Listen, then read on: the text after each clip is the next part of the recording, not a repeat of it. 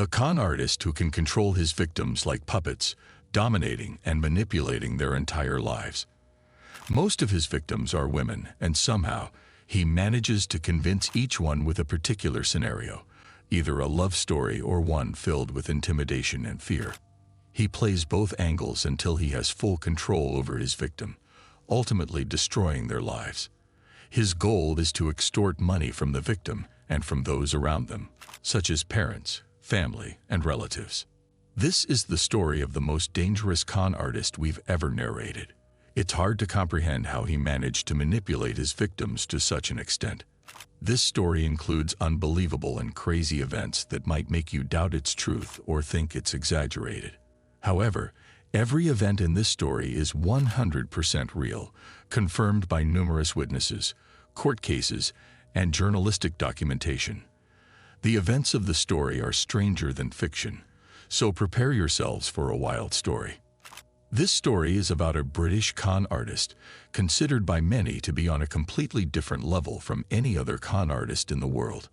His ability to manipulate his victims was so extraordinary that law enforcement had never seen anything like it. Even the media and press dubbed him the Puppet Master because he controlled his victims like puppets, directing them however he pleased. This con artist began his career in the 90s. However, before we delve into his earlier cases, let's start with his most recent one, which began in 2012. Meet the family in this story: a father, a mother, a son, and a daughter. The father's name is Mark, the mother is Sandra, the son is Jake, and the daughter is Sophie. This family lived in London. Mark and Sandra had known each other since they were young, fell in love, and married at a young age. They were in their early 20s when they had their daughter, Sophie, followed by their son, Jake. Although their marriage was one of love, love doesn't always last. They experienced significant issues, and their relationship eventually grew cold. In the end, they decided to separate in 2011. Despite their separation, they maintained strong communication because of their children. They co-parented well and kept a good relationship for the sake of their kids. Sandra decided she wanted to date again and find a new partner, so she turned to online dating sites. She created a profile, sharing her name, photos, and personal information, hoping to meet the right man. Eventually, she met a man named David Hendy. David lived in the same city, London, so they met in person, and a relationship developed between Sandra and David. Naturally, because Sandra had children, David needed to get to know them and become part of their lives. The children started interacting with David, and a good relationship began to form between them. At the time, the children were in high school. Jake was about 15 years old, and Sophie was around 16. The children initially noticed that David appeared to be a well-off man with money, seemingly working for a big advertising company. He seemed successful on the surface. David had a taste for expensive things, especially cars. One day, the children were surprised to see their mother driving a brand new Audi, an expensive and beautiful car. Naturally, their mother was thrilled, and the children understood that this car was a gift from David to their mother. They felt hopeful about this generous man, thinking that if he married their mother, their lives would improve significantly. Not long after, David took the family on a trip to Spain. The children had never been to Europe before, so they were excited. When they arrived in Spain, David had an itinerary planned, and they explored various places together. However, the children noticed something odd. Whenever they passed through passport control or at the airport, David was very careful that no one saw his passport. Although this behavior was strange, it wasn't alarming at the time. The children wouldn't understand the reason behind these actions until later when the truth about David came to light. As time passed, David's relationship with Sandra grew stronger. He started spending the night at their house more frequently until he was practically living with them. This transition happened gradually. He didn't suddenly bring all his belongings and move in, but slowly integrated into their daily lives until he was just there. David became a central figure in Sandra's and her children's lives. He often hinted at the amount of money he had and frequently talked about the things he planned to buy for Sandra. He always claimed to be busy working for the advertising company. However, the children noticed that he was always at home and never seemed to go to work, which was quite strange. Even more unsettling was the way their mother, Sandra, began to change. Previously, Sandra had maintained a good relationship with her ex-husband Mark, the father of her children, and they co-parented effectively. But with David's presence, Sandra and Mark's relationship started to deteriorate. Sandra became less attentive to her children, and her communication with Mark dwindled. Mark noticed that Sandra was no longer as involved with their children as before. She stopped discussing the children's activities, school progress, and well-being with him. When Mark tried to contact her, she often didn't answer his calls or respond to his messages. Sandra became increasingly distant, making it difficult for Mark to reach her. What Mark didn't realize was that Sandra had cut ties with almost everyone, not just him. The children noticed that she no longer went out or talked to anyone. She severed connections with all her friends and close acquaintances, leaving only David in her life. Sandra's interactions were solely with David, and she became distant even from her children who lived with her. Her relationship with them grew superficial. This behavior puzzled and concerned the children and Mark. They couldn't understand what was happening to Sandra or why she had become so isolated and detached from everyone except David. She stopped asking about their studies or what they needed. They became strangers living in the same house, and problems began to arise. David had recently bought Sandra a gold bracelet, and one day it went missing. Sandra accused her son Jake of stealing it. She was furious, saying, "You're the one who stole it." Jake was bewildered, saying, "I'm your son. How could you think I would steal from you?" David stood behind Sandra, looking at Jake as if playing the role of a disappointed father. What none of them knew at the time was that David was the one who had stolen the bracelet. This incident was just one of many that increased the tension between Sandra and her children. Sandra's relationship with her children deteriorated further. She no longer trusted them and began to see them as troublemakers, disobedient, and problematic. The children felt they were living in a strange environment. None of them realized that David was behind all these issues, orchestrating everything. David interfered in many aspects of the children's lives, acting as if he were their father, but his goal seemed to be to make their lives worse. For example, David once told Mark, the children's real father, that Jake was gay, which he was not, just to create problems. Another time, David put a metal piece in Jake's shoe because Jake had a habit of wearing out his shoes quickly. The metal piece was supposed to help the shoe last longer, but imagine walking with a metal piece under your shoe. It made an annoying sound with every step. When Jake complained, David forced him to wear the shoes to school, which was very embarrassing for Jake and led to bullying from other students. Things didn't stop there. When Jake came home from school, he often found the front door locked. He would knock, but no one would open the door for a long time. This happened repeatedly until it became a daily occurrence. Sometimes, he would wait for hours before someone finally let him in. According to his sister Sophie, who was at home, David would forbid them from opening the door, and Sandra obeyed him as if she were under his control. Jake was living in a terrible state of mind. One day, when he came home and found the door locked again, he stood there until nightfall, knocking. When no one opened the door, he went to the back door and banged on it with all his might. His sister Sophie looked out from her room and saw Jake in a state of rage she had never seen before. She went down and opened the door for him. Jake entered the house, having reached his breaking point, and told his sister, "I'm going to pack my things and leave. I can't take this anymore." His sister cried and begged him not to leave her alone. But Jake said, "I can't endure this life any longer. I'm going to live with Dad." It's puzzling why Sophie didn't leave with him. That night, Jake left the house and went to live with his father, never to return. One question plagued his mind. Why was David treating him this way? What was his goal?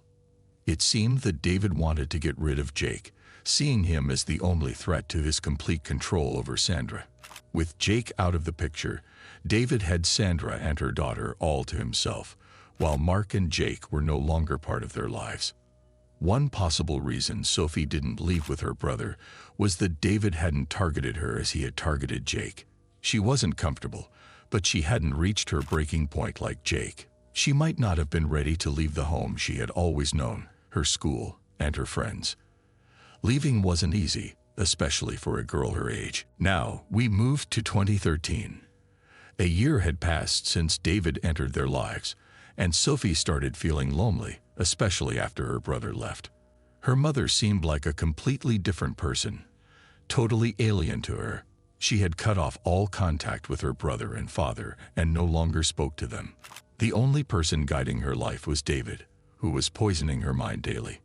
David managed to convince her that her father was a terrible person who abandoned her mother during her time of need, causing her misery and leading to their divorce.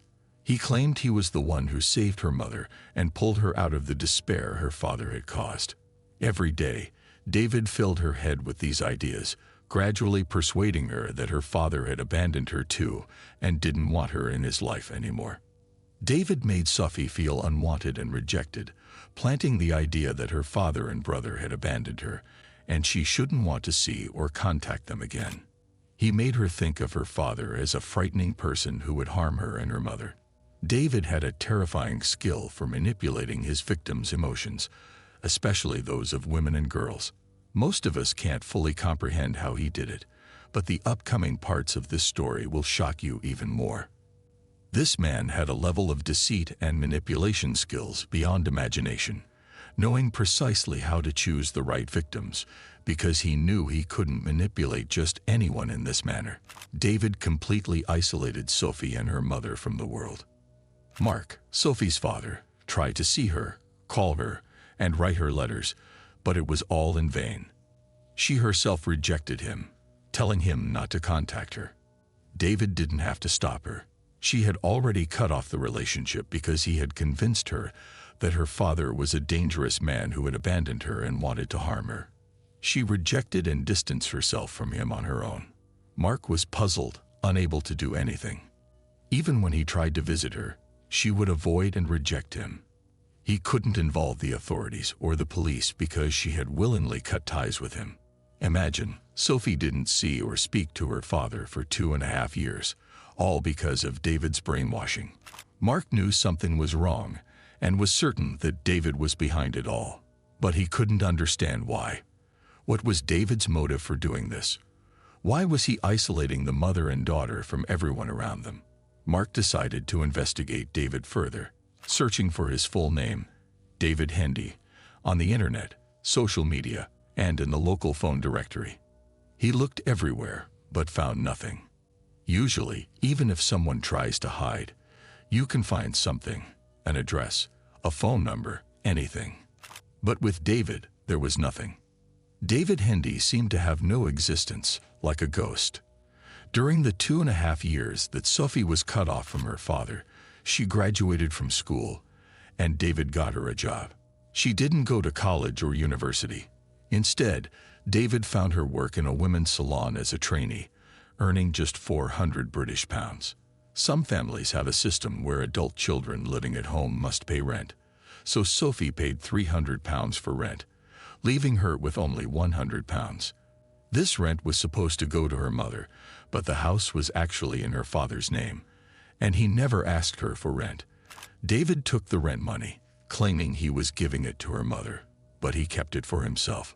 Moreover, Sophie had a savings account with £10,000 accumulated over her life, mostly contributions from her father to help with college or university expenses. When David discovered this account, Sophie saw him give a sinister smile. He convinced her to withdraw the money to buy a car since he was the one driving her to work every day, often making her wait for hours or even abandoning her, forcing her to stay overnight at the salon. Once he knew about her savings, he persuaded her to go to the bank and withdraw the money in cash, promising to find her a car. But Sophie never saw that money again. Living through the worst days of her life, She felt suffocated and began to understand her brother's decision to leave over 2 years ago. Realizing she needed to follow in his footsteps, she decided she couldn't endure life with David anymore. However, she had no one to turn to since she had cut ties with everyone, including her father and brother, due to David. When Sophie left the house, she moved into a small apartment alone. She lived by herself for a year before contacting her father and brother again. Despite the long separation, her father, Mark, never lost hope and continued trying to reach out. Finally, they'd reconnected. Although she was scared of her father's reaction after all the brainwashing from David, he reassured her that he loved her and wanted to be part of her life. Her father and brother welcomed her back with open arms, happy to be reunited. This happened in late 2014. Shortly after, Mark and his children discovered that David and Sandra had left the house abruptly, disappearing without a trace. Mark, who owned the house, went to inspect it to prepare for selling it and assess any needed repairs. He was shocked to find a heavy lock on the master bedroom door. The window was completely covered with newspaper, making it impossible to see inside from outside. Mark couldn't understand what David had been doing. As he went through the mail, he discovered that none of the bills had been paid. There were final warnings for unpaid phone, electricity, water, and mortgage bills, and even court summonses. David and Sandra hadn't paid anything, accumulating a mountain of debt. The Audi car, supposedly a gift from David, was actually bought on credit in Sandra's name, and the loan hadn't been paid. It became clear that David wasn't rich at all. He was living off Sandra's money and taking everything he could, like the money from Sophie. David and Sandra disappeared together, and no one knew what he might do to her next. Mark decided to try once again to investigate David's past, but all his efforts led to dead ends. Then he had an idea. He typed David Hendy, along with con man, into Google. What he discovered was something he never expected. Articles about a professional con artist named Robert Hendy-Freegard appeared. The police described this con artist as pure evil, operating on a level entirely different from any other con man in the world. The media had nicknamed him the Puppet Master because of his ability to brainwash his victims and manipulate them like puppets. Robert Hendy-Freegard had manipulated many victims, extorting and stealing over £2 million. He was a convicted con artist who had been tried in 2003 and imprisoned for a time, but he had since been released. When Mark saw the pictures of Robert Hendy-Freegard, he was shocked to see that it was indeed David. Suddenly, everything made sense, and all the questions Mark had were answered as he read about this man's life and how he had preyed on his victims. The most chilling part was that Robert had often impersonated an MI5 agent, convincing his victims that he was a spy carrying out secret government missions. We will return to Mark, Sandra, and their children at the end of the video.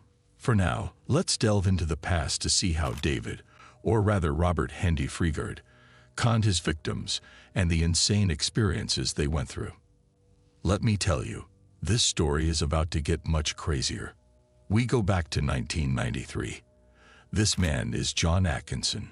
John had just entered Harper Adams College, the best agricultural college in England, specializing in agricultural sciences. Keep that in mind. In 1992 and 1993, there was significant instability in Britain, particularly in England, due to the actions of the Irish Republican Army, IRA, which was carrying out shootings and bombings across England. The IRA was not an army in the traditional sense, but a militant organization formed from the remnants of the Irish Army, calling themselves the Irish Republican Army. Britain classified this organization as a terrorist group, and British security forces were pursuing its members everywhere. The conflict between Britain and the IRA was over Northern Ireland, which was and still is part of Britain. The IRA wanted to reclaim Northern Ireland from British control, declaring war on Britain and conducting bombings and shootings throughout England. People, especially in England, lived in constant fear and anxiety because these bombings could happen anywhere. The IRA had supporters and operatives embedded among ordinary people, as many Irish lived in England. The histories of these two countries are deeply intertwined. Back to John, who was a student at the agricultural college.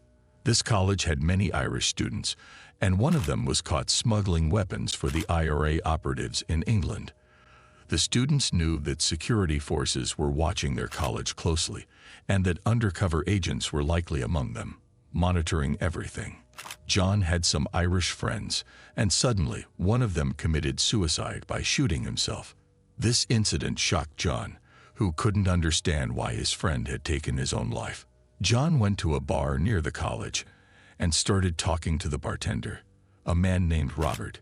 Yes, the same Robert Hendy-Freegard, who we initially knew as David. At that time, Robert was a young man in his early 20s, about the same age as John. They started talking, and John mentioned his Irish friend's suicide, saying, "My Irish friend suddenly committed suicide, and I don't know why. Now I'm feeling really down." Robert responded, "Do you really believe your friend committed suicide? The police said it was a suicide, but your friend didn't kill himself. The IRA killed him because he was working with them. Do you remember the student who was arrested for smuggling weapons? Do you think he was working alone? Of course not. IRA operatives worked together, and your friend was one of them. He probably saw something he wasn't supposed to see, so they got rid of him." John was shocked and asked, "How do you know all this?" Robert replied, "I'm not who you think I am. This bartender persona is just a cover. I'm an MI5 agent, a spy." At that moment, John was stunned and confused, but took the bait. He knew that security agents were monitoring the college and students, so it wasn't entirely far-fetched to think there might be undercover agents around. The strange part was that one of these agents would reveal his identity. Why would a secret agent expose himself? Robert then took John to the second floor of the bar, where he had an apartment. Robert showed John around, explaining that MI5 provided the apartment and that he was there temporarily, pointing to boxes he hadn't unpacked. He continued to convince John he was an MI5 agent by showing him some gadgets and even a special watch, claiming it had spy features. Robert exploited a bombing that had occurred nearby that morning to reinforce his story. All these elements, combined with Robert's convincing manner, made John fall into the trap, believing Robert was truly an MI5 agent. Robert even told John about how bombs are made using diesel and fertilizer, common materials on an agricultural college campus. Robert overwhelmed John with information, making his head spin. You might think John was gullible for believing such a story, considering a real agent wouldn't reveal their identity, especially to a student. However, Robert had a cunning and persuasive skill that's hard to imagine. When John asked why Robert was telling him all this and what he wanted, Robert said, "I need your help. We suspect some of your housemates are IRA members. We've checked you out and we know you're clean, but we need your help to keep an eye on them. Watch their movements and conversations, and report any suspicions to me." Instead of questioning Robert, John felt a surge of patriotism and excitement at the thought of working with MI5, catching terrorists, and saving the country. Robert, seeing he had successfully convinced John, said, "You'll need some training. Anyone working with us, even temporarily, must be strong." He took John to a basement with weights and boxing equipment, teaching him how to box and take punches. According to John, it seemed like Robert enjoyed hitting him, framing it as a test of John's endurance and abilities. He also convinced John that he needed to go undercover and change his appearance. He persuaded him to dye his hair red and wear different clothes than usual. It was as if Robert was testing the extent of his control over John. And indeed, John was like a puppet in his hands, doing whatever Robert told him. Of course, this didn't happen overnight. Robert did it gradually. Robert assigned John surveillance tasks on his housemates, having him watch their movements, record their car numbers, and note where they went and who they talked to. This continued for several months, to the point where John started skipping classes and college sessions to carry out the missions Robert assigned him. Robert also convinced him that MI5 would compensate him financially, and that if he succeeded in these tasks, he could have a future as an agent with a decent salary. This promise of financial reward and a bright future was another tool Robert used to motivate and control John further. But Robert didn't stop there. He began to manipulate John's love life as well. John had a housemate named Sarah Smith, who came from a wealthy family. Robert persuaded John to make Sarah his girlfriend. John would never have done something like this before, but Robert had effectively rebuilt his personality. John approached Sarah, flirted with her, invited her to dinner, and they began dating, all under Robert's influence. Let's take a look at the picture on the right. We have John, and the girl on the left is Sarah, his new girlfriend. The young man in the middle is named Jim, and we will return to him shortly. The girl named Maria Hendy on the far right has a surname that might sound familiar. Hendy, as in Robert Hendy-Freegard. Why does Maria have the same surname? Simply because Robert took it from her. Before all this, and before Robert met John at the bar and talked about his friend's supposed suicide, Robert had been dating Maria. She was his girlfriend. Robert didn't target John randomly. Their first meeting at the bar was no coincidence. Robert had researched Maria's friends and learned about their personalities before starting his scheme. John and Sarah, now a couple, had been his targets from the beginning because both came from wealthy families. Bringing them together as a couple was part of his plan. Maria, Robert's former girlfriend, was also manipulated by him. She wasn't in on his scheme. For Robert to move to the next part of his plan, he needed to convince John and Sarah that they were in danger and being targeted by the IRA. One of the people Robert had John monitor was their housemate, Jim, the young man in the photo. Robert told John that MI5 suspected Jim of being an undercover IRA operative. What helped support this claim is that Jim was actually Irish. John was almost entirely brainwashed. Anything Robert told him, he believed without question. Robert planted the idea in John's head that Jim was an undercover operative of the IRA, and that both John and Sarah were now targets of the IRA because Jim had reported them. To reinforce this lie, Robert orchestrated the theft of John's car and smashed the windows of Sarah's car as a threatening message.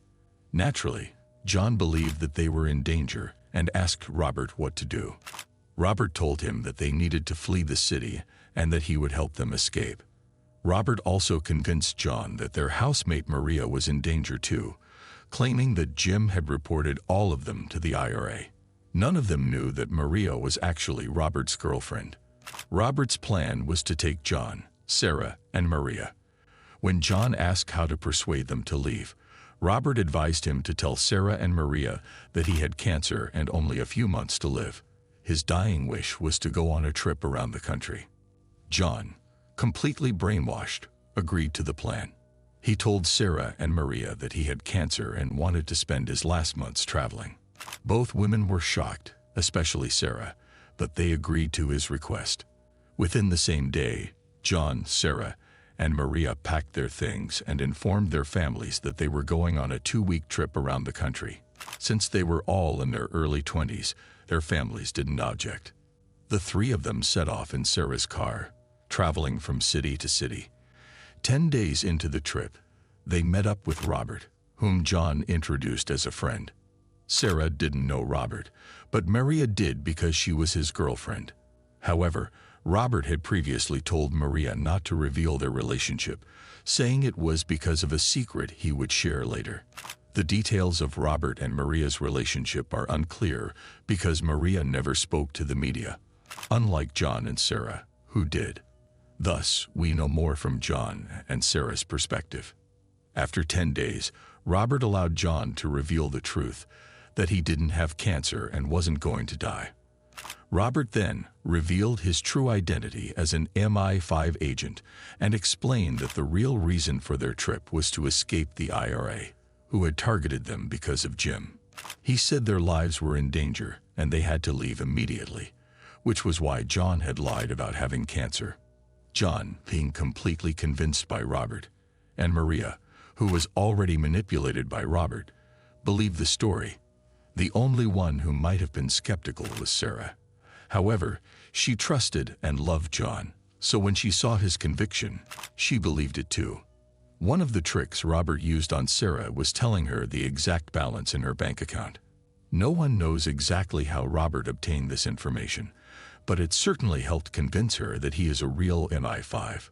Given the chaos and bombings happening across England at that time, especially the incidents at their college, the story seemed plausible. In the end, John, Sarah, and Maria all believed that they were targets of the IRA. The next part of the story is the most unbelievable yet. What you've heard so far is just the beginning, because what happens next defies all logic. After Robert took the three of them on this supposed escape from the IRA, John, Sarah, and Maria wouldn't see their families again for 10 years. They would spend those years on the run, under Robert's control, living the longest and biggest lie of their lives. After convincing them he was an MI5 agent, Robert kept them moving from city to city, never staying more than 2 nights in one place. His exceptional persuasive skills were complemented by sheer luck. For example, after leaving a town called Wellington, where they had stayed for 2 nights, the IRA carried out 2 bombings the very next day. This only reinforced their belief that they were genuinely being hunted. Robert told them they needed to remain completely hidden, which meant no contact with their families. Weeks passed, and the families grew increasingly worried. Sarah's father, Peter Smith, was particularly concerned. He called the college, but they informed him that Sarah had been absent from her classes for some time. This only deepened his worry. He reached out to John's family and learned they also hadn't heard from their son. Peter was on the verge of contacting the police to report Sarah missing when the phone rang. It was Sarah. Somehow, Robert had learned about Peter's inquiries and decided to let Sarah call home to prevent further escalation. Sarah reassured her father that she was fine and mentioned they would visit soon. That night, the 4 of them, Sarah, John, Maria, and Robert, visited Peter's house, arriving at midnight. Peter found the situation very strange and couldn't understand what was going on. Once inside, Peter noticed Robert's odd behavior immediately. Robert was overly confident, trying to control the conversation and the situation. He instructed the others to stick to the original lie, that John had cancer and was living his final months. They explained that this was why they were on the trip and intended to continue it for a few more weeks. Robert had convinced them to lie by saying that telling the truth about the IRA would put Peter in more danger. Peter wasn't convinced by their story. He found it hard to believe that John was seriously ill since he didn't look sick. He looked terrified. John's whole body trembled with fear as he spoke.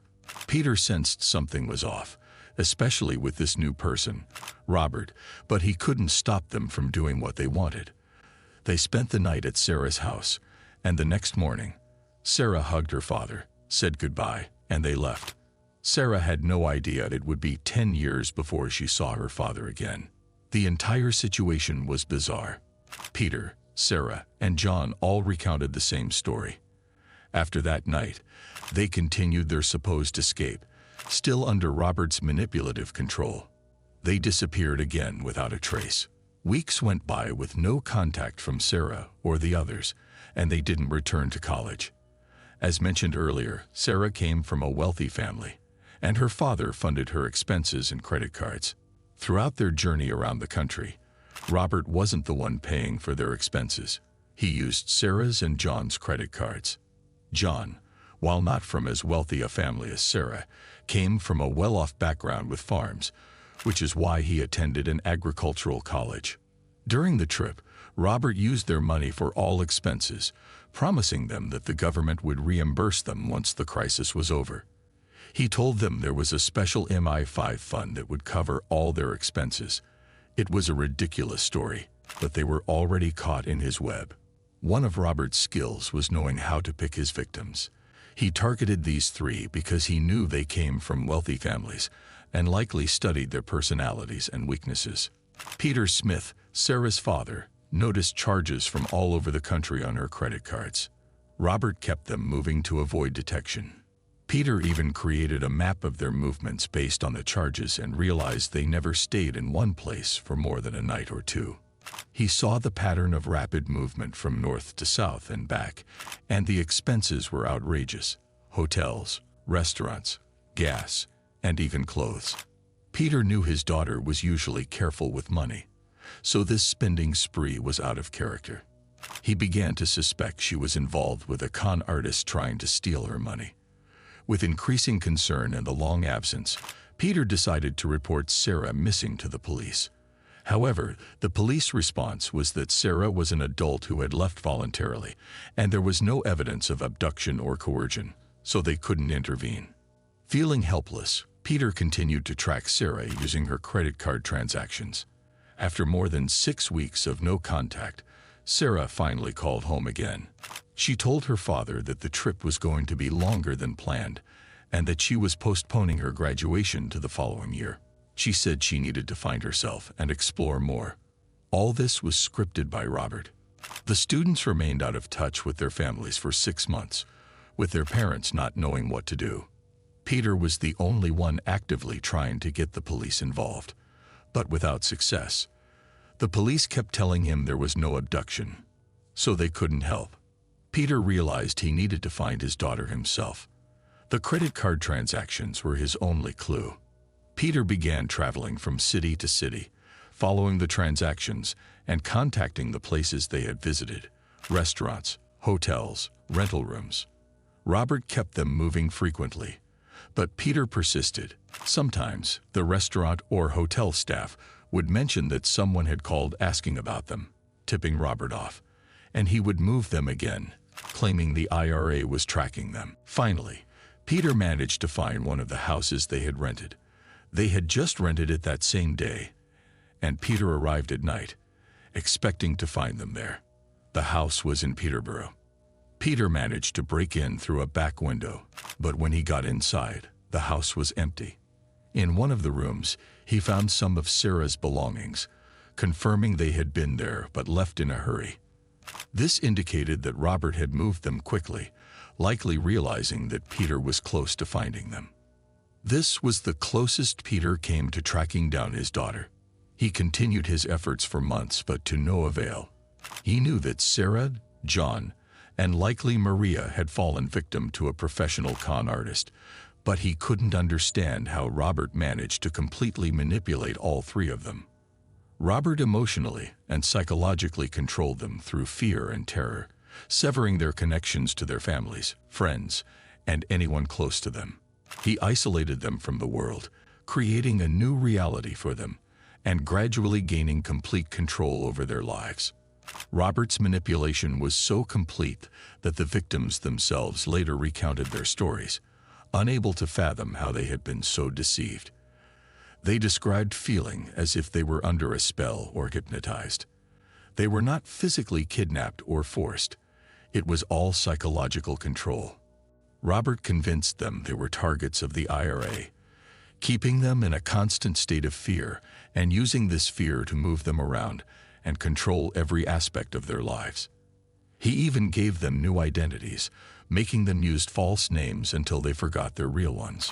John became Jimmy, and Sarah became Betty. They adapted to these names and called each other by them until they forgot their real identities. He also changed their appearances. For instance, Sarah had to cut her hair short and dye it blonde. Robert warned them never to speak of their past to anyone, claiming it could lead to the IRA tracking them down.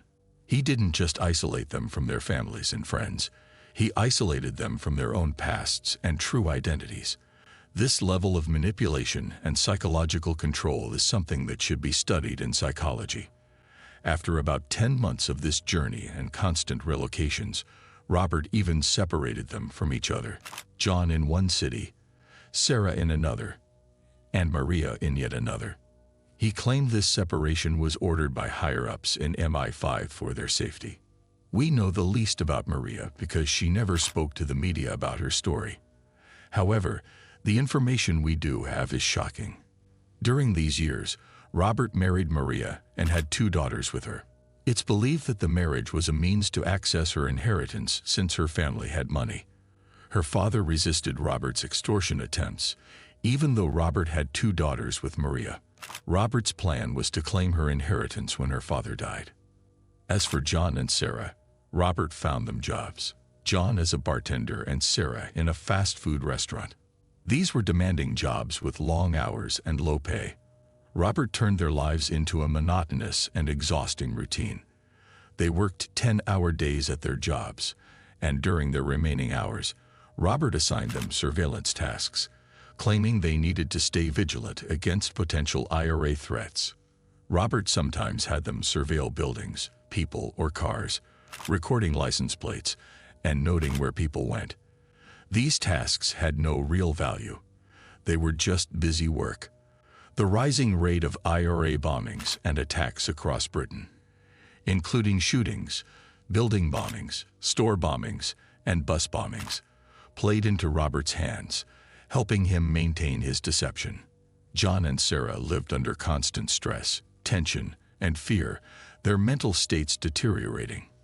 Meanwhile, Sarah's father, Peter, continued his relentless but futile search, staying in contact with John's family.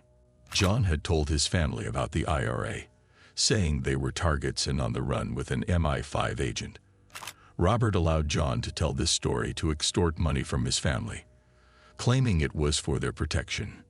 John's family, being emotionally vulnerable, kept sending large sums of money, believing it was for their son's safety. Over the years, they sent approximately £400,000, more than $500,000, all of which went into Robert's pocket. Peter learned from John's family about the supposed IRA threat and the elaborate lie Robert had spun. Although he couldn't understand how the students fell for it, he realized it was all about money.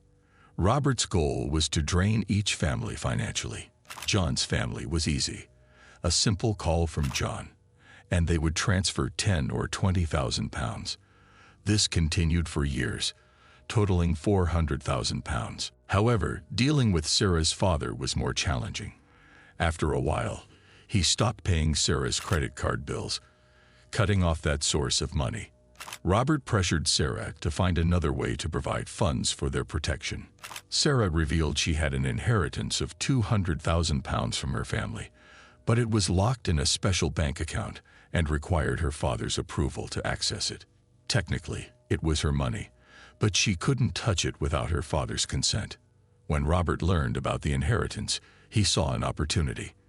He decided to let Sarah contact her father after more than a year of no communication. The last time she saw him was during the visit to his house, and the last time she spoke to him was when she informed him she wasn't continuing her studies. That was in early 1993.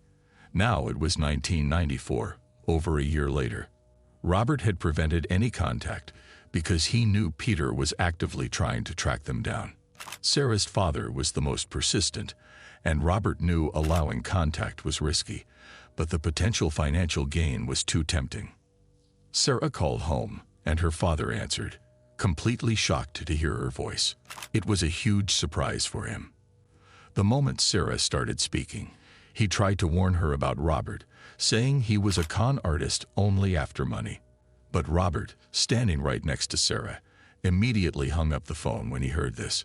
He realized that Sarah's contact with her father was dangerous.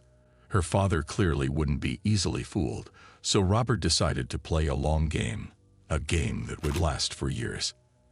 After this call, Robert didn't allow Sarah to speak to her father again for another 4 years.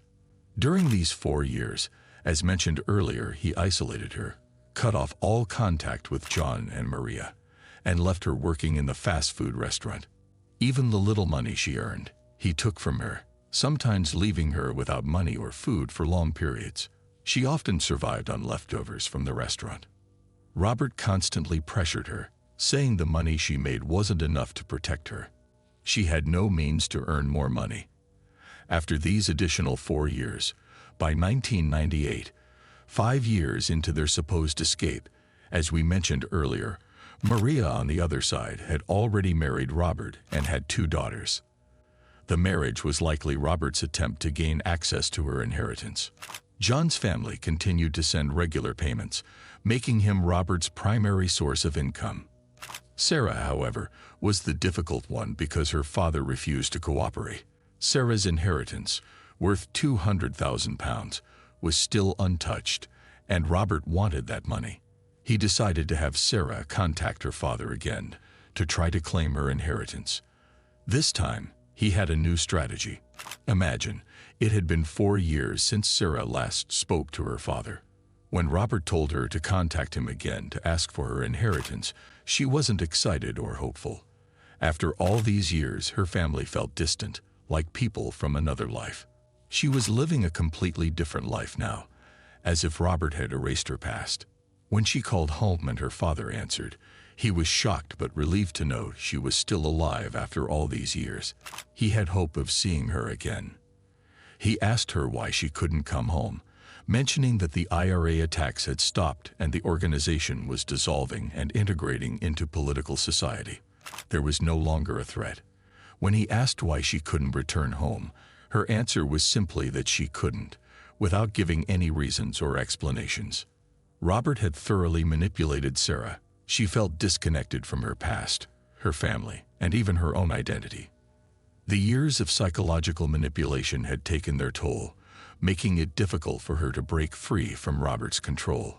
Despite her father's relief at hearing from her, the conversation only deepened his despair as he realized the depth of Robert's hold over her. She was adamant about one thing.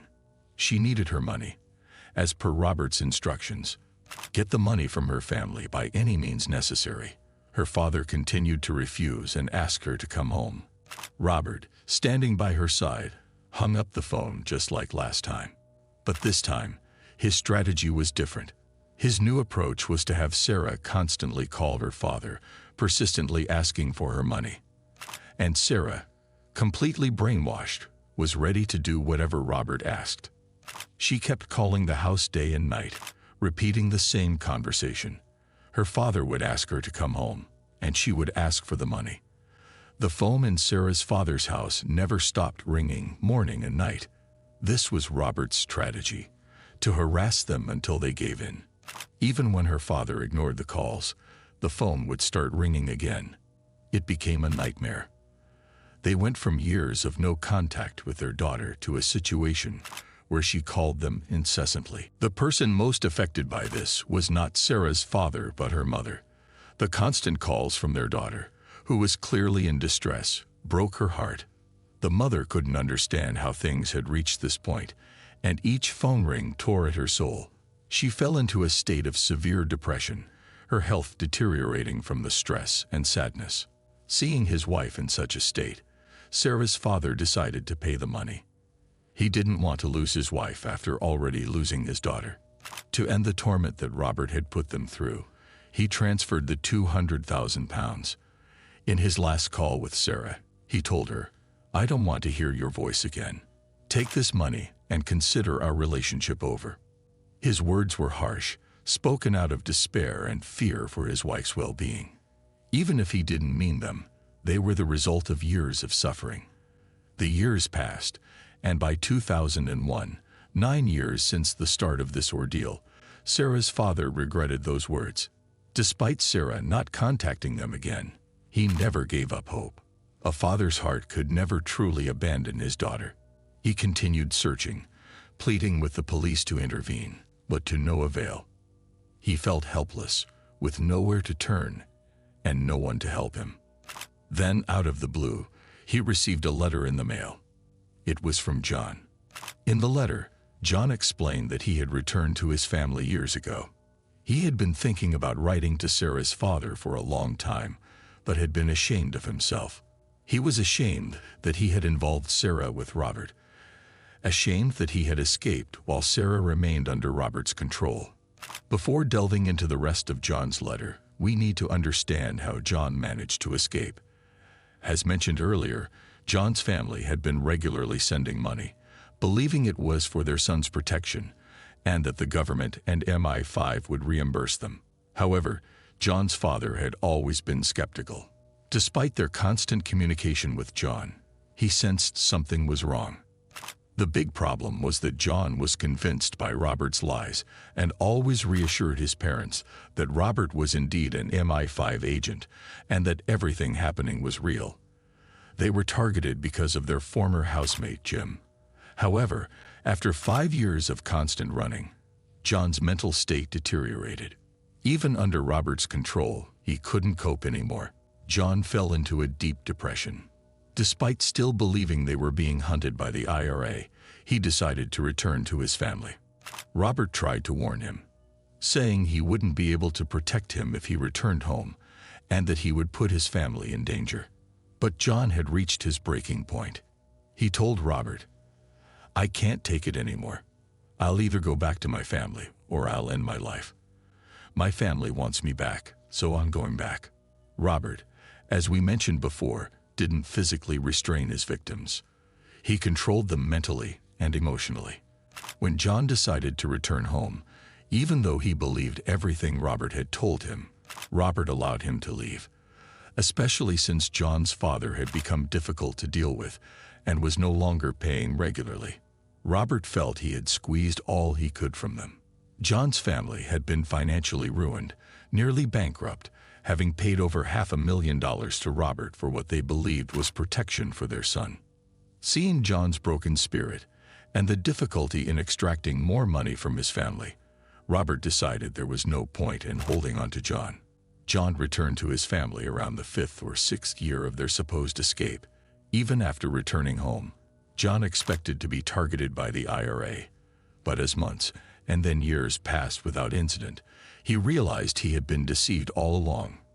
At this point, you might think John was incredibly foolish, and you might be right.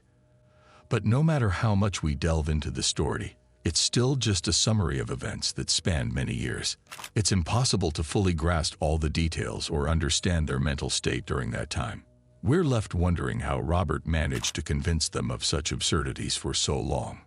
After realizing he had been tricked and knowing that Sarah had not returned to her family, John felt obligated to reach out to Sarah's father.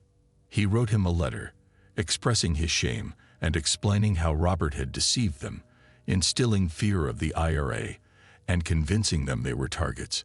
John admitted he hadn't realized the truth until after losing a fortune and dragging his family into financial ruin. He also regretted involving 2 innocent girls, Sarah and Maria. In his letter, John apologized for everything that had happened and expressed his self-loathing.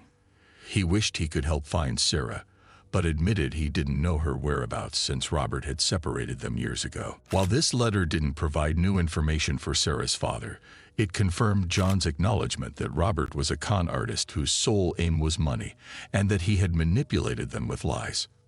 Sarah's father thought that this statement from someone who had been in the thick of things might finally get the police to intervene. Previously, the police had always told him there was no kidnapping, so they couldn't get involved.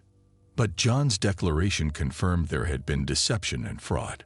Sarah's father contacted the police again, hoping for a different response this time. To his surprise, there was already an open case against Robert. There was a detective named Bob Brandon working on it. The question now was, what was the case about? How did it start? Who filed the complaint? It turned out that another woman, named Caroline, had reported her former fiancé to the police for conning her out of more than £30,000. Her former fiancé was none other than Robert Freegard.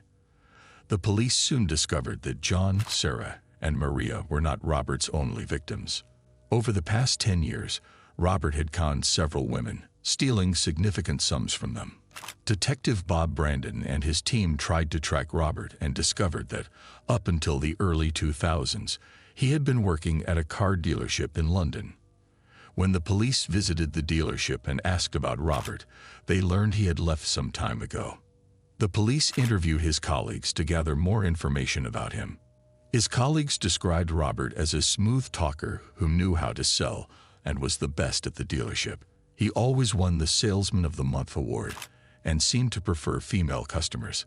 Whenever a woman walked into the dealership, Robert would approach her, presenting himself as a charming, confident, and intelligent man. His suave demeanor made him one of the top salesmen, with nearly all his clients being women.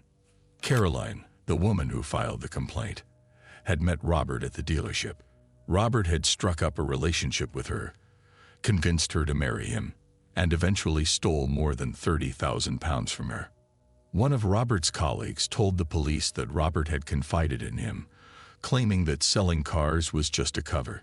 He said his real job was as an MI5 agent with a mission to uncover IRA operatives in the area. The colleague initially didn't believe him, but started noticing that Robert truly lived the part. Robert would frequently change his phone number, move from one residence to another, and often visit hotels or houses, claiming he had meetings there. The colleague even drove Robert to these locations and noticed that Robert would spend about half an hour or an hour there before leaving. These places were likely where Robert's victims, like John, Sarah, Maria, and others, were staying. Despite his initial skepticism, the colleague started to believe Robert's story due to his convincing behavior and meticulous movements. However, the police and Detective Bob knew this was all a lie. No real MI5 agent would reveal their identity. To be sure, they contacted MI5, who confirmed that Robert was not an agent and had never worked for them. The police realized they were dealing with a unique con artist who moved like a spy, leaving no trace, with no fixed phone numbers or addresses. He was like a ghost. When Sarah's father contacted the police and was directed to Detective Bob, he told him everything. He shared the stories of John, Maria, and his daughter Sarah, explaining how they had been gone for 10 years and the enormous amounts of money he and John's family had paid to this man. Detective Bob himself was stunned. Initially, he thought the case involved a single woman and £30,000. Suddenly, the case expanded significantly. 3 people missing for 10 years and over £1 million involved. There might even be more victims they didn't know about yet. Detective Bob promised Sarah's father that he wouldn't rest until he caught this criminal and brought his daughter back. After all these years, Sarah's father finally felt heard, and a glimmer of hope began to seep into his heart that he might see his daughter again. Detective Bob took the case seriously. The police now knew of 4 victims. The former fiancée Caroline, who had lost £30,000, and John, Sarah, and Maria, who had been missing for 10 years, with their families extorted for over £1 million. What Detective Bob didn't know at the time was that there were actually 4 additional women who should be added to this list of victims. Robert had been manipulating all these victims simultaneously, showcasing an astonishing level of control and deception. One of these additional victims was named Kim Adams, a child psychologist who, unlike the others, was American. Robert had met Kim at the car dealership where he worked. She was looking to buy a car, and Robert charmed her as usual, starting a relationship that lasted several months. During this time, Robert played the role of a noble, intelligent, and affectionate man, and Kim never suspected a thing. Initially, Robert didn't see his relationship with Kim lasting long. He intended to con her for a while and then leave. But then he discovered something incredible. Kim's father, who lived in America, had won $15 million in the lottery.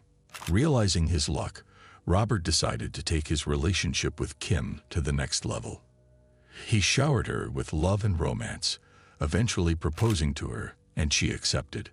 Robert then spun his usual tale, claiming he was an MI5 agent and that his job at the car dealership was just a cover. He told her he was revealing his true identity because she was the woman he loved and wanted to spend his life with. Amazingly, Kim believed him without hesitation, enchanted by his charm and confidence. Robert's persuasive skills were unmatched. He traveled to America with Kim to meet her family. To impress them, he bought Kim an expensive Rolex watch and a diamond ring, presenting himself as a wealthy and successful man. Of course, he viewed this as an investment, intending to reclaim these items later. Kim's family, charmed by Robert, respected him and blessed their marriage. He told them the same story about being an MI5 agent, and they believed him, seeing a confident, intelligent, and successful man in front of them. Robert mentioned that his job wouldn't hinder his marriage, explaining there were certain conditions for anyone marrying an MI5 agent. He talked about training and tests that Kim and her family would have to undergo for approval. Kim, excited by the idea of becoming a spy and working alongside Robert, was enthusiastic.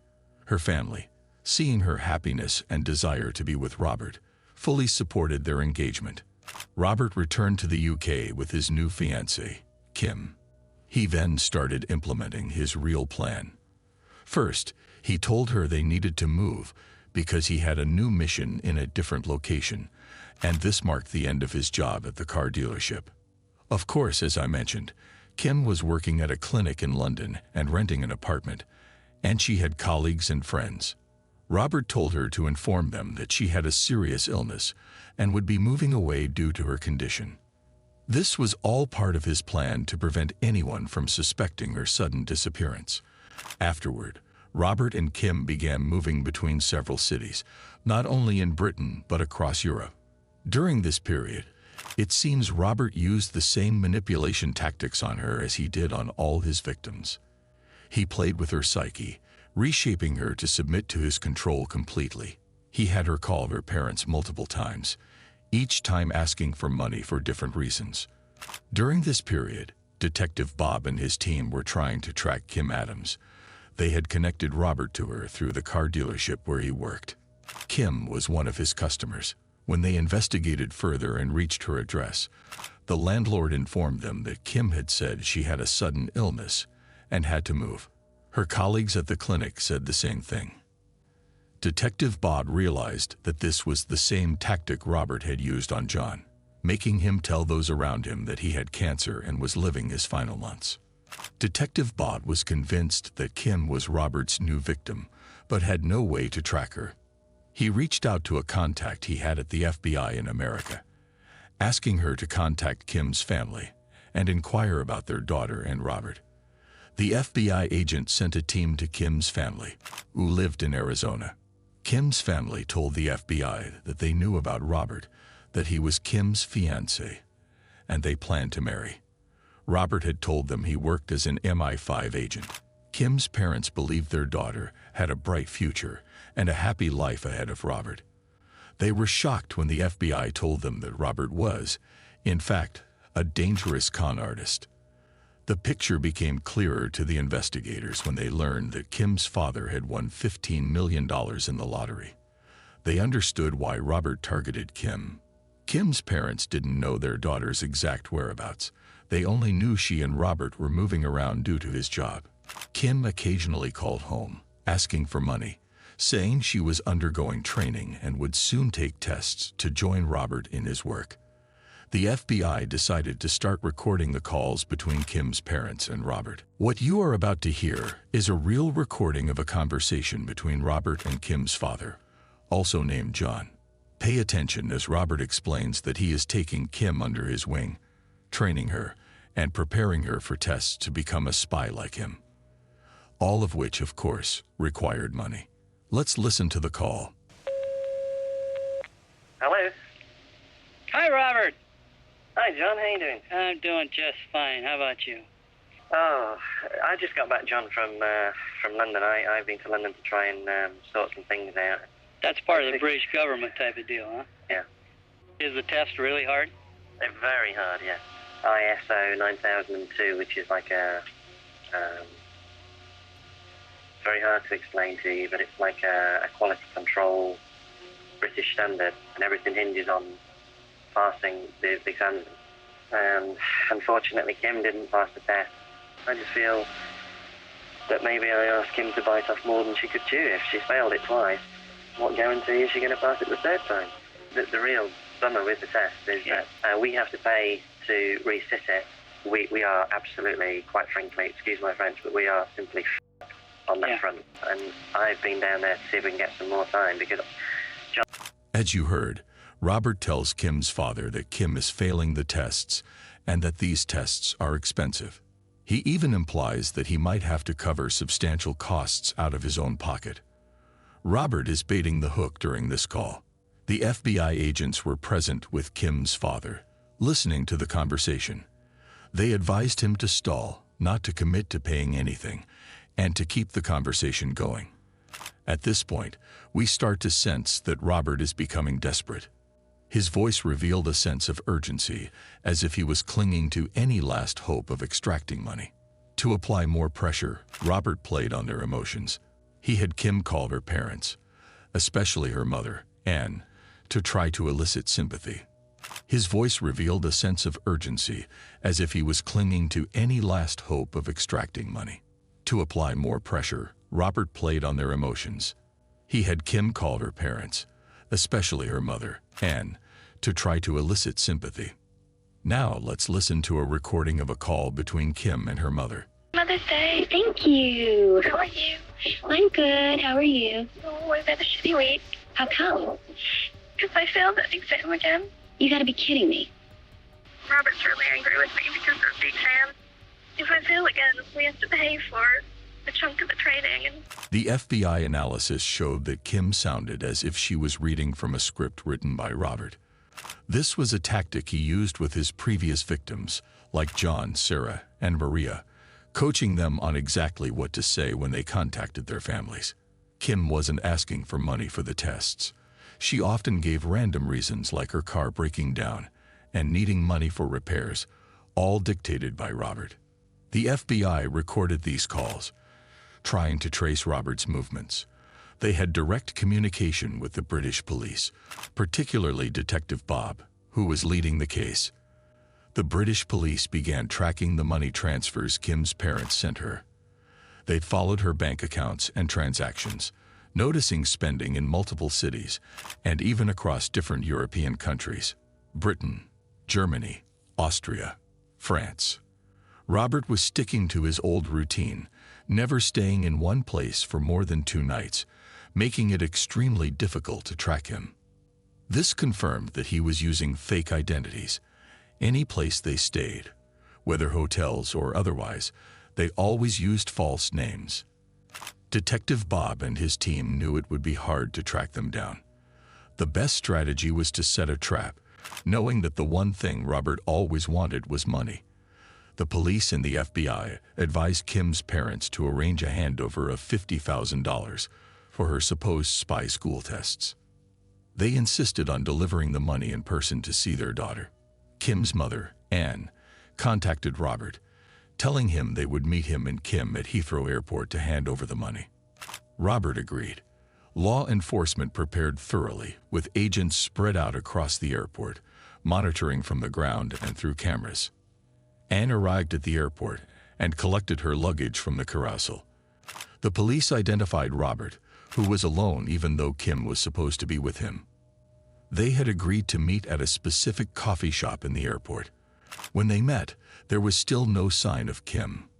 Robert walked with Anne through the airport, but suddenly, she excused herself to go to the restroom. Inside the restroom, Anne called Detective Bob. Her voice was trembling with nerves, her heart racing from the tension. Bob tried to calm her down, telling her to take a deep breath and explain what Robert had said. Anne told him that Robert claimed Kim was waiting in the car park. Bob reassured her, saying, "We are with you every step of the way. Don't worry, we have everything under control. Go with him to the car." Kim's mother left the restroom and rejoined Robert, and they headed towards the parking lot. The police and the special agents were waiting for the moment they could pinpoint Kim's location before arresting Robert. When Kim's mother and Robert arrived at the parking lot, the surveillance team identified their car and immediately noticed a woman waiting inside. Realizing this was likely Kim, Detective Bob gave the order for the arrest team to move in. Suddenly, the area was swarming with agents and undercover officers, seemingly appearing out of nowhere. Robert was arrested, and Kim and her mother were secured safely. Detective Bob was the first to sit with Robert in the interrogation room. He asked numerous questions about Robert's relationship with Kim, his lies about spy training and tests, and his supposed work with MI5. Robert's consistent response was no comment. He denied everything, even when asked about John, Maria, and Sarah, and their ordeals over the past 10 years. When Detective Bob inquired about Sarah Smith's whereabouts, Robert refused to cooperate and denied all accusations. During the search following his arrest, the police found 2 significant items in Robert's possession. The first was a card with the name Ronnie and a phone number written on it. This card would prove crucial later on. The second item was a set of keys, which turned out to be for a hotel room in a place called Buffalo, located in the French Alps. The police went to this hotel, found his room, and entered it. Inside, they discovered various valuable items like luxury watches and designer shoes, along with a closed suitcase. When they opened the suitcase, they found a treasure trove of important documents that would aid their case. Inside the suitcase were passports, letters, bills, credit cards, and driver's licenses belonging to different women. There were also identities of additional victims they hadn't known about before.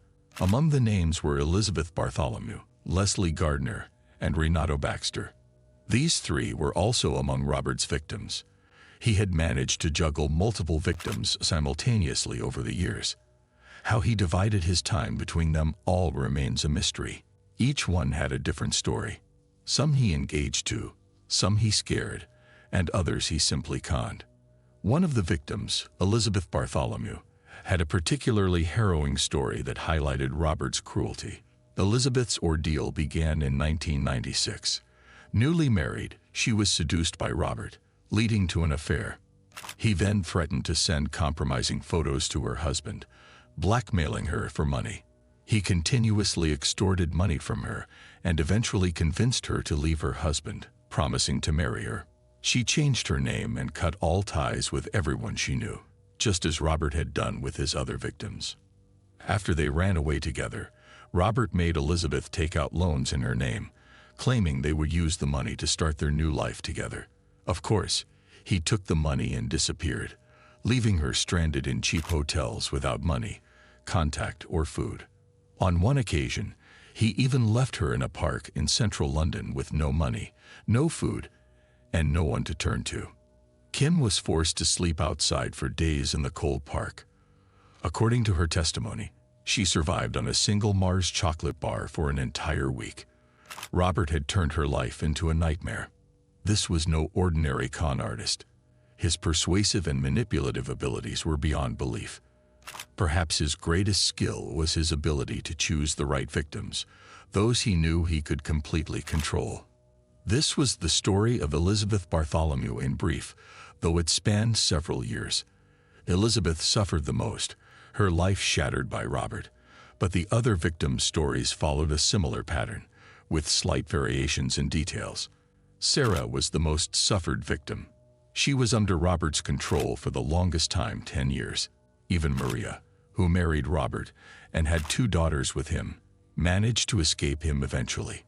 Their relationship was tumultuous, and Maria discovered he had multiple other relationships, all with his victims. She left him, taking her daughters to live with her parents. Sarah, however, endured a decade of constant torment. Robert's treatment of Sarah was relentless. He left her in dire conditions, taking every penny she earned from her fast food job. She had no friends, no family, and not even an identity. Her entire existence revolved around following Robert's instructions. He frequently moved her to different places under the pretext that the IRA was still targeting her. During these moves, he would cover her head with a bag, claiming it was a security measure, all meant to break her spirit and assert his control over her. On one occasion, he left her in a so-called safe house, a term used in intelligence circles, and told her to stay in the bathroom without locking the door. He instructed her not to leave the bathroom under any circumstances, claiming it was for her safety. He left her there for days without food or contact.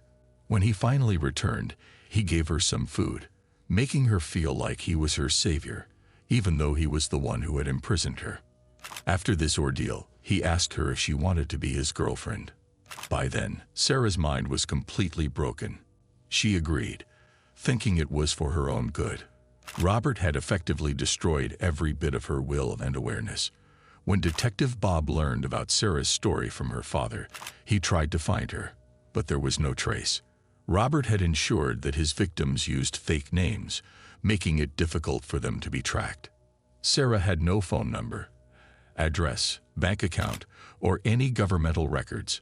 Robert had made her live like a ghost. Even after Robert's arrest, he refused to disclose Sarah's whereabouts or cooperate with the authorities, denying all charges against him.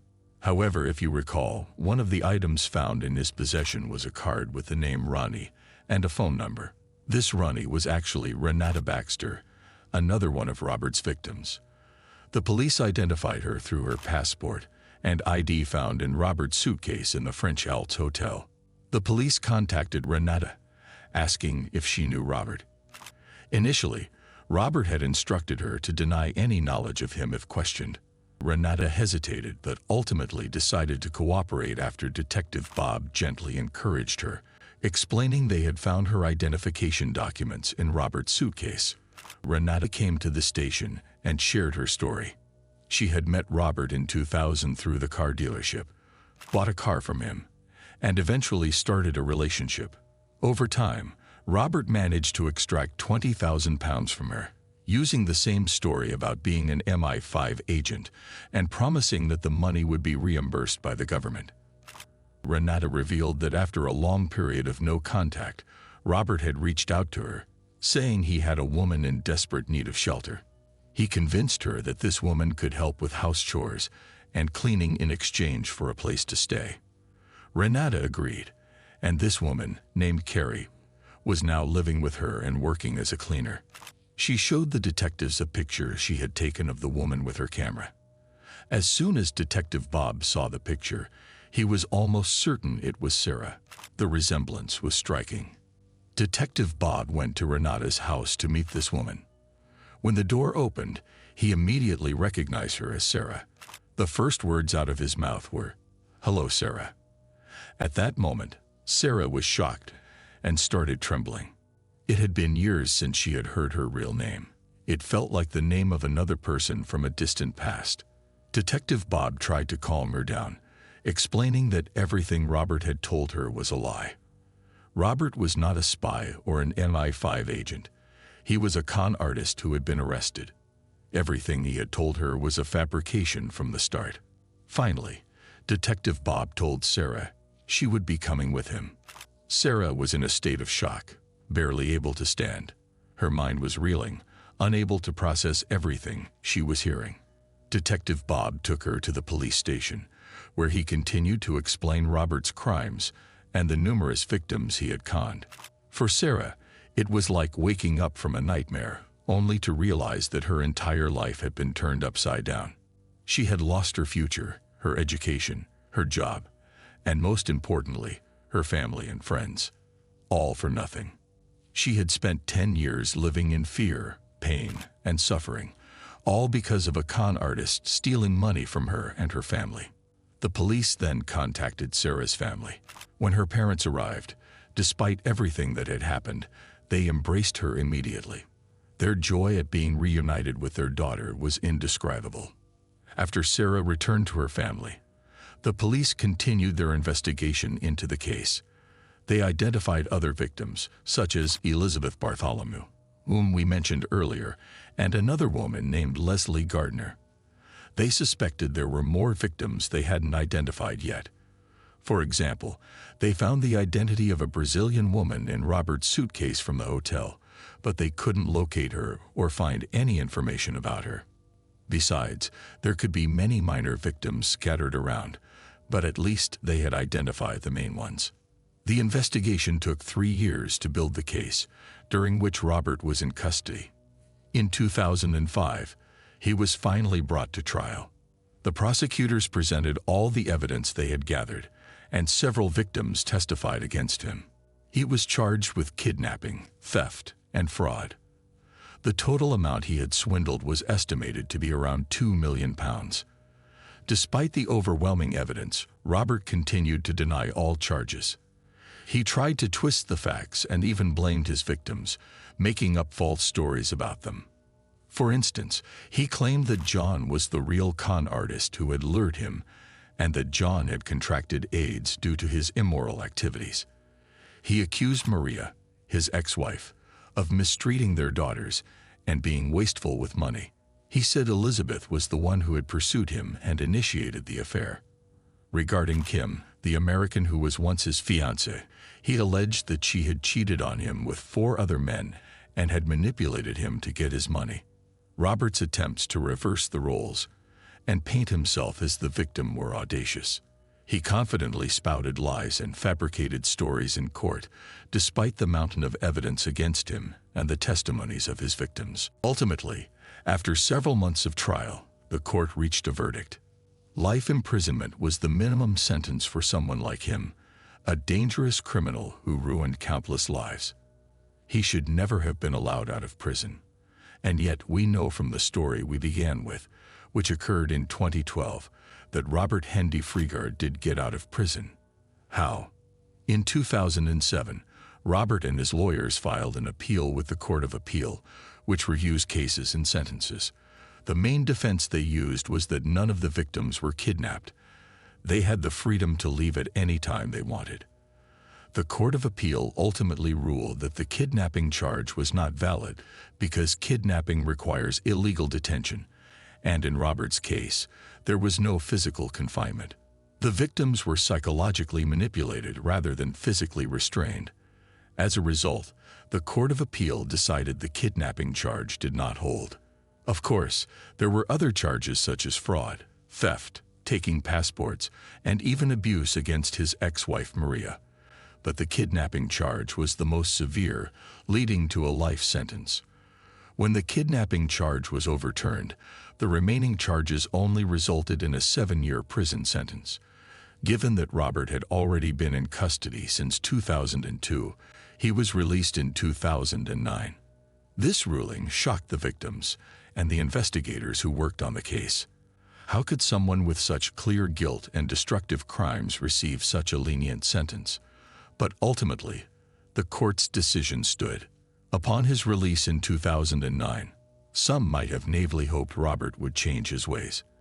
But a person like him was beyond redemption. This was his way of life.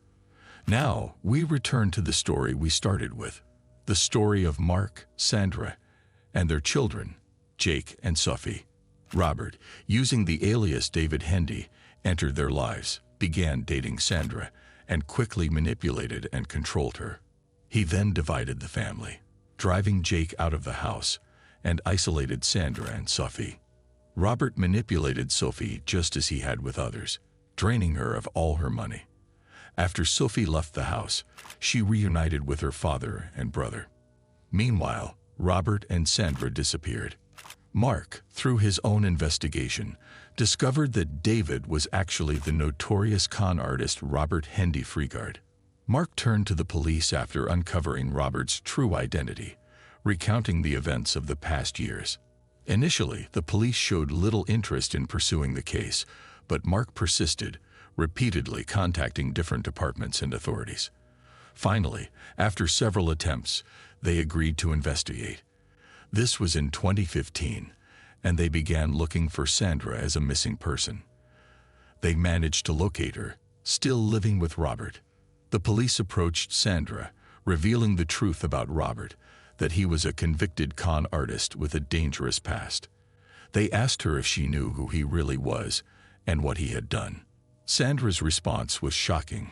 She said, "Yes, I know, and I am staying with him willingly." The police offered to take her into protective custody, but she refused, insisting that she wanted to stay with him. Imagine the extent of his manipulation. The police had no choice but to leave her with him because it was her decision. She chose to stay with him of her own free will. When Mark and the children received this news from the police, that their mother, Sandra, had chosen to remain with Robert despite knowing his true identity, they were shocked and couldn't understand how he could have such control over her. Years passed, and Sandra stayed with Robert. There were occasional calls between her and her children, maybe once or twice a year. from an unknown number. But even when they spoke to her, it felt like they were talking to a stranger, as if she was no longer their mother. Even when her parents died, she didn't attend either of their funerals. By 2020, after the deaths of her parents, Sandra was supposed to inherit their house worth £300,000. Her son Jake tried to keep the house under his care, knowing that Robert would try to seize it through his mother. Imagine, Sandra even filed a lawsuit against her own son to reclaim the house that she inherited from her parents, whose funerals she didn't even attend. This legal battle took place during the pandemic, so court sessions were held via video calls. This was the first time Jake had seen his mother in 7 years, through a video call in court. Throughout the trial, Sandra insisted on accusing her son of theft, claiming he had always stolen from her, even though all Jake was trying to do was protect the house from Robert. Jake tried to explain to the judge that his mother was being manipulated by Robert, a convicted criminal with a history of similar crimes. Despite the judge sympathizing with Jake after hearing all the details, the law required that the house be returned to Sandra, as she was the legal owner. At this time, Robert and Sandra were living in France, where Robert had started working in the purebred dog business, specifically beagle dogs. There were warnings posted by individuals on Reddit in the beagle community. For example, one post included a picture of Robert and warned beagle breeders about him, stating, "Beware of the notorious con artist Robert Hendy-Freegard, also known as David Clifton, who is involved in beagle shows. This is a warning to the beagle breeder community about this well-known scammer." Clearly, Robert was continuing his fraudulent activities. An interview was conducted with a woman who chose to remain anonymous. She was a beagle breeder, and according to her, Robert, who introduced himself as David Clifton, claimed to be an expert in beagles and offered to help improve the quality of her dogs. She began dealing with him, buying dogs from France and transferring money to him for the dogs. The scam involved the costs of treating the dogs. Robert continually deceived her into paying for various veterinary treatments and vaccinations, supposedly for the dog's health. This woman was one of Robert's most recent victims, as of 2021, and it was clear that Robert was always on the lookout for new victims. One of the Reddit users wrote this comment, saying, "This scammer almost conned my friend's parents. He tried to sell them a beagle in a very strange way. He acted very emotionally, telling them that his situation was dire, that he had cancer, financial problems, and needed money for treatment, claiming his life was in shambles. People were starting to become more aware of him, especially after several documentaries and news reports about his actions. So, where is Robert now? According to news sites and recent reports, in August 2022, the French police were investigating a report about a person breeding and selling beagles using illegal methods and scams. This person was Robert. When the police approached him for questioning, he fled in an Audi he owned. During this car chase, he ran over 2 police officers, seriously injuring one of them. This incident prompted the French police to mobilize a large number of forces to pursue Robert, including 2 helicopters participating in the search operation. Sandra was detained by the police for questioning as his accomplice. Here is a recent photo of Sandra from 2022, walking one of the beagles. After being questioned by the police, Sandra cooperated and helped them identify possible locations where Robert might go. Robert remained on the run for several days, with a Europe-wide alert issued for his capture due to the open borders and his deliberate attempt to run over police officers, making him a top priority target. Finally, after 8 days of evading capture, Robert was arrested in Belgium at a checkpoint. This happened in September 2022, and in October, the Belgian authorities handed him over to the French authorities for trial. It appears that Robert is still in French custody, with no final verdict yet issued against him. His case is still under investigation, as he faces over 30 charges, including fraud and attempted murder of police officers. And this time, these charges might ensure he spends the rest of his life behind bars. As for Sandra, there is no current news about her. It's unclear whether she returned to her family or not. And with that, we conclude our story. This has been one of the strangest, most complex, and longest stories I've covered on the channel. I know the story is crazy and includes many unbelievable elements, but as I mentioned, there are numerous sources that confirm these events. And with that, we come to the end of our video. Share your analysis and thoughts on what happened in the comments below. If you enjoyed the story, as always, don't forget to like, subscribe to the channel, and hit the notification bell so you get the latest videos first. Here are some other amazing stories you can enjoy. Thank you for watching, and I'll see you in the next video.